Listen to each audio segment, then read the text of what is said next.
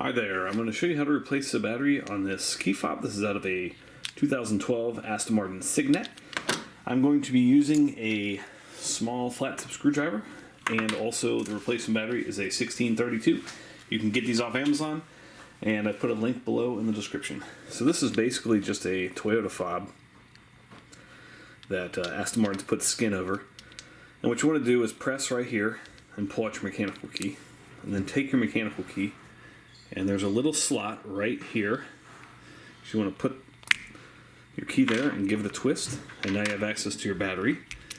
Take your screwdriver right here and pop out your dead battery, and your replacement battery goes in, pops to the side facing up like that.